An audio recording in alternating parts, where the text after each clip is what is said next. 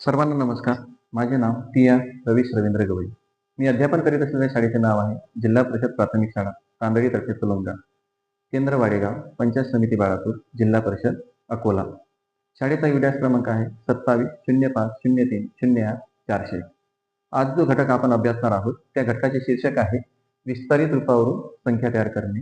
आणि या घटकावरून जी अध्ययन निष्पत्ती आपल्याला साध्य करायची आहे ती अध्ययन निष्पत्ती आहे मोठ्या संख्यावरील उदाहरणे सोडविणे आणि त्याचा क्रमांक आहे 05.71.01.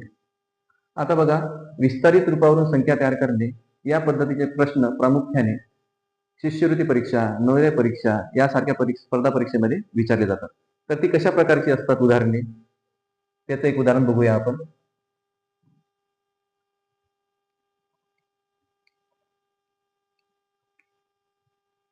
अशा पद्धतीने एका संख्येचं विस्तारित रूप आपल्यासमोर मांडण्यात आलेलं आहे आणि आपल्याला सांगण्यात आलेलं आहे की या विस्तारित रूपावरून आपल्याला संख्या तयार करायची आहे. तर विस्तारित रूपावरून जेव्हा आपण संख्या तयार करतो तेव्हा अतिशय सोपी पद्धत आणि जलद पद्धत कुठली, तर बघा, या विस्तारित रूपामध्ये जी सर्वात मोठी संख्या आहे ती किती अंकी आहे ती सर्वात पहिले आपल्याला शोधायचं आहे. आणि ती संख्या जितकी अंकी असेल, 3 अंकी असेल तर 3 डबे आखायचे, 4 अंकी असेल तर 4 डबे आखायचे. अशा पद्धतीने आपण ते उदाहरण सोडवणार आहोत. तर प्रथम बघा, यामध्ये सर्वात मोठी संख्या कोणती आहे? 300. ती किती अंकी आहे? 3 अंकी. तर मी काय करणार, सर्वात पहिले 1, 2, 3 डब्बे आखून घेतले. आता सर्वात पहिले काय करायचं, 1 अंकी संख्या पहिल्या डब्यामध्ये, 2 अंकी संख्येमधला पहिला जो अंक आहे तो दुसऱ्या डब्यामध्ये आणि 3 अंकी संख्येमधला जो पहिला अंक आहे तो तिसऱ्या डब्यामध्ये. अशा पद्धतीने आपल्याला त्याचं लेखन करायचं. तर बघा, या पहिल्या डब्यामध्ये येणार 7, या दुसऱ्या डब्यामध्ये येणार 5 आणि या तिसऱ्या डब्यामध्ये काय येणार 3. तर अशा पद्धतीने बघा, आपल्याला जी मिळालेली संख्या आहे 3, 5, 7, 3, 5, 7 आणि या संख्येचं जेव्हा आपण वाचन करू तेव्हा त्या संख्येचं वाचन आपण 357 अशा पद्धतीने करू शकतो. बघा, या 300 अधिक 50 अधिक 7 या विस्तारित करून आपल्याला मिळालेली संख्या कुठली आहे तर 357. आणखीन एक उदाहरण बघूया. ही 3 अंकी उदाहरण होतं. आता मोठं उदाहरण बघूया.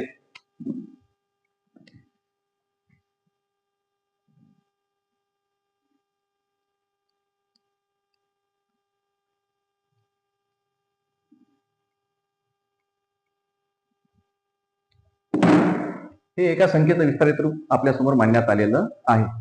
तर या विस्तारित रूपावरून आपल्याला संख्या तयार करायची आहे. तर सर्वात पहिला नियम मी काय सांगितला होता, तर बघा, या विस्तारित रूपातील जी सर्वात मोठी संख्या आहे ती किती अंकी आहे ती आपल्याला बघायचं आहे. तर सर्वात मोठी संख्या आपण जर पाहत असेल आपल्या लक्षात येते की ही संख्या सर्वात मोठी आहे आणि ती किती अंकी आहे बघा, 1, 2, 3, 4, 5. 5 अंकी संख्या आहे. तर मी काय करणार, 5 डबे आखणार. 2, 3, 4, 5. 1, 2, 3, 4, 5.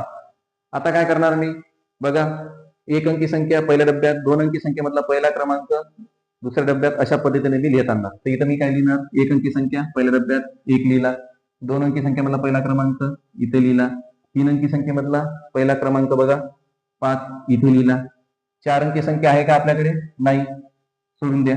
नंतर पुढची संख्या किती अंकी आहे? 5 अंकी. 5 अंकी संख्येमधला पहिला क्रमांक कोणता? 8. ठीक आहे. आता जी आपल्याकडे 4 अंकी संख्या नाहीच आहे तर ही जागा रिकामी सोडायची नाही आहे आपल्याला. तर या ठिकाणी आपल्याला कोणता अंक लिहायचा आहे? या ठिकाणी लिहायचा आहे आपल्याला 0. आपल्याला मिळालेली संख्या कोणती आहे बघा, 80541. 80541. आणि या संख्येचं जेव्हा आपण वाचन करू तेव्हा आपण या संख्येचा जर गट पाडला तर पहिला गट असतो 3 संख्येचा, नंतर प्रत्येक गट 2-2 संख्येचा असतो. तर बघा, यापासून तयार झालेली संख्या 80,541. या विस्तारित रूपावरून तयार झालेली संख्या कुठली आहे तर 80,541. आणखीन एक उदाहरण बघूया.